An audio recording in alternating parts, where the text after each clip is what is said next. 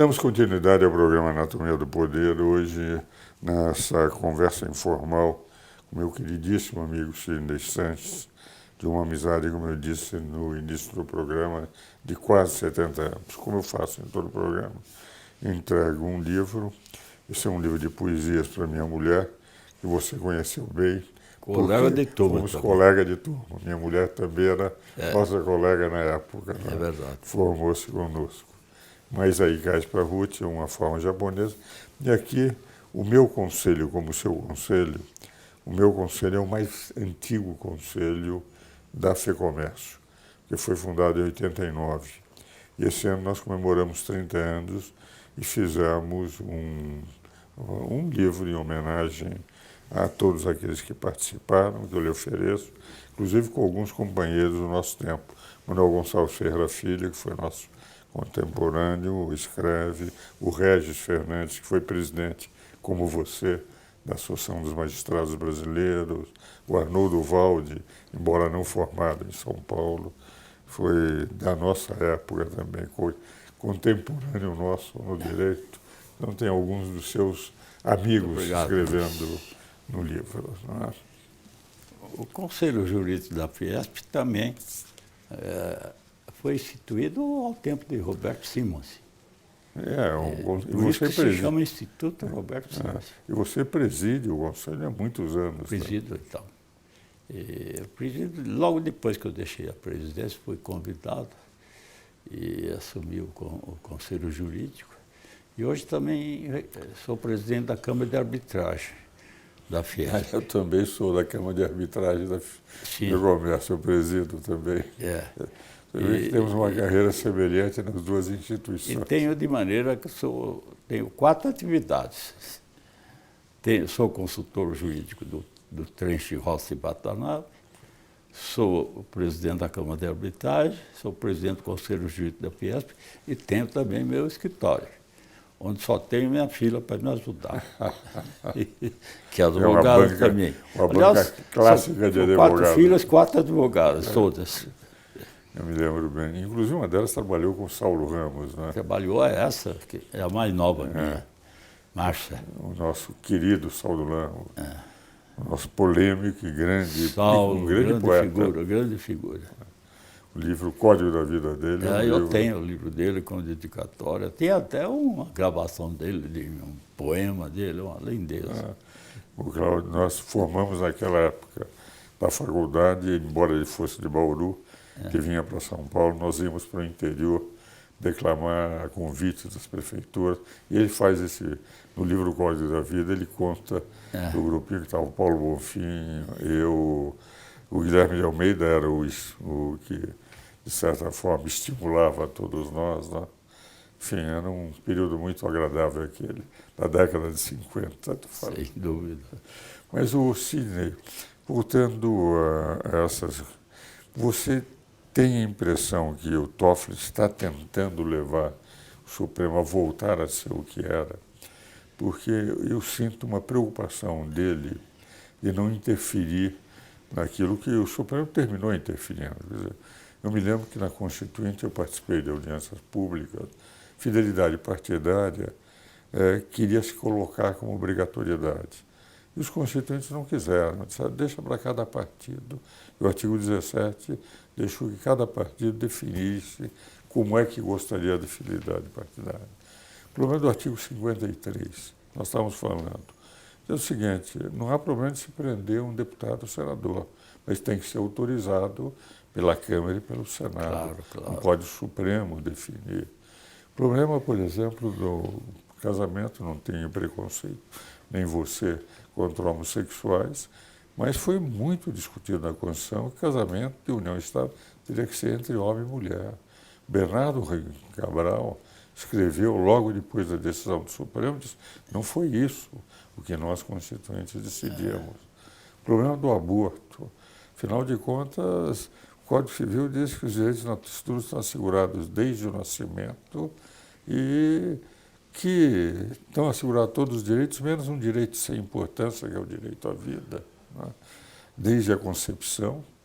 E se nós analisarmos os regimentos internos, Você presidiu o impeachment do presidente Collor utilizando o regimento do Senado. Como é que o Supremo pode dizer, eu não quero esse regimento e faz um regimento novo?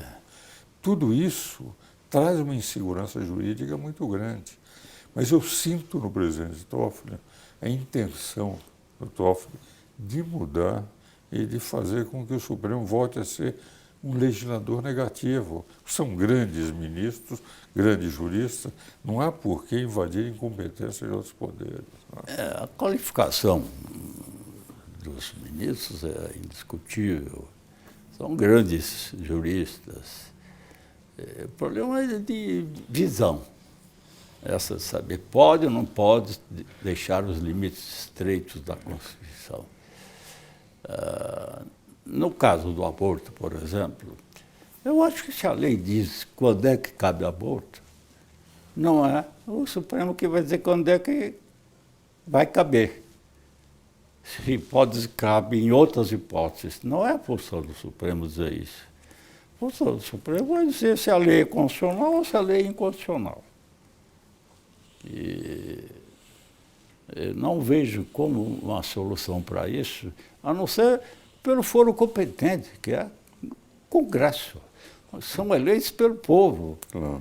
Então, eles vão decidir sobre o aborto de acordo com o que pensa o povo. Agora, por que não decide? Porque é muito polêmico, não se chega a um consenso e não se quer improvisar uma solução que logo depois tem que ser corrigida.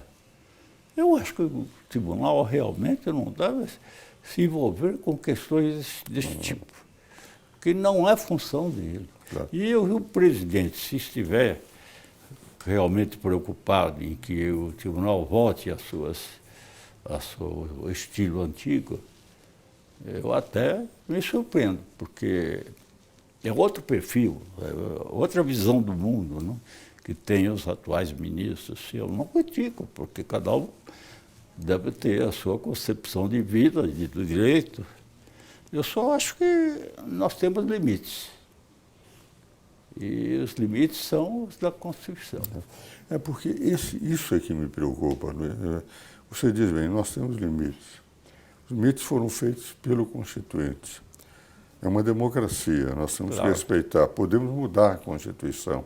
Agora, se não mudam a Constituição, não cabe ao Supremo mudar. Eu queira ou não queira, como você diz, é o povo que elege o Congresso. Eu digo assim, como legislador, o pior dos Congressos é melhor do que o melhor dos Supremos. E o Congresso foi eleito pelo povo, o povo quis aqueles, por 140 milhões de brasileiros. Agora, o que realmente impressiona é o seguinte, não se percebe que cada vez que o Supremo improvisa e legisla, invadindo competência de outros poderes, o que ocorre? Para o intérprete do direito, para aquele que tem que explicar como é o direito, para um professor universitário, um parecerista, mesmo para o próprio advogado, é muito difícil. Gera uma insegurança jurídica geral. Total.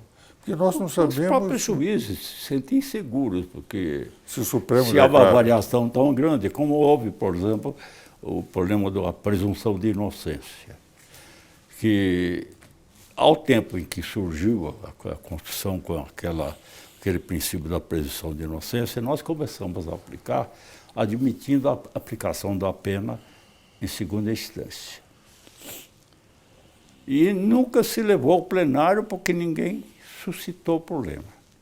Quando foi suscitado, eu já não estava mais lá, e foi decidido que a presunção de inocência não permite, antes do trânsito em julgado, a aplicação da pena na segunda instância. Anos depois, em 2009, o tribunal voltou atrás, dizendo que não, pode. E, ultimamente, voltou para a posição anterior. O que acontece?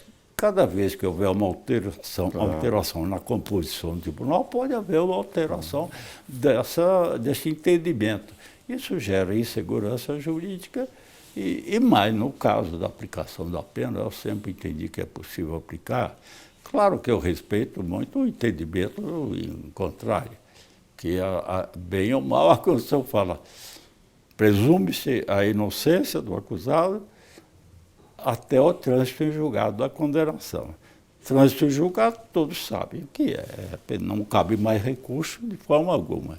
Como no Brasil há 4 instâncias no processo de conhecimento, mais 4 instâncias no processo de execução, além dos recursos internos em cada tribunal, o processo não termina. Claro. Então, um processo penal leva, às vezes, 15, 20 anos se permitir todos os recursos. Ora, isso dá uma sensação de impunidade e de insegurança para a população incrível. Então, a solução que se encontra, eu acho que essa é uma boa solução, é dizer que, para evitar qualquer polêmica, que o trânsito em julgado da condenação em segunda instância ocorre na segunda instância. Ali há o trânsito em julgado. E o acesso aos tribunais superiores pode ser por recursos sem efeito suspensivo, por ações próprias, Só se por discute matéria revisões. de direito. Agora né? precisa ver apenas a definição de quais os limites dessas. Por exemplo, vão abordar matéria de fato nos tribunais superiores? Não. Então não é propriamente uma revisão criminal, é uma revisão, é verificação se houve ilegalidade, se houve inconstitucionalidade no processo, só isso. E o réu nunca fica sem defesa, porque ele tem acesso ao habeas corpus, pode pedir efeito suspensivo ao recurso extraordinário, de maneira que não há dúvida de que há soluções para isso. Aliás, Sidney, é uma posição, aliás, muito bem esclarecida pelo amigo, pelos nossos telespectadores, onde está o núcleo, o centro da grande discussão que se faz sobre previsão de inocência, presunção de inocência e o julgamento em segunda instância. De rigor, eu creio que o ministro Toffoli, no momento que votou pelo trânsito em julgado, mas disse que não era uma cláusula pétrea para ele, abrir um campo legislativo para o Congresso de fazer a lei. Meu caro Sidney, muito obrigado pela presença no programa. Mais uma vez, não é a primeira vez que vem ao nosso programa Anatomia do Poder. E a alegria de rever meu querido amigo, senhores telespectadores, porque uma amizade de pelo menos 67 anos é uma amizade que nós temos que respeitar e agradecer a Deus. E que foi Meu amigo é uma fortaleza que Deus nos dá sempre. E que foi cultivada ano a ano. Isso é verdade. Com mensagens, com troca de livros e eu tive o privilégio, dedicatórias. E tive o privilégio de ter um dos meus livros prefaciado pelo ministro Sidney Setti. Meu querido Sidney, muito obrigado. Caro Ives, muito obrigado. Senhores telespectadores, espero-os novamente no próximo domingo.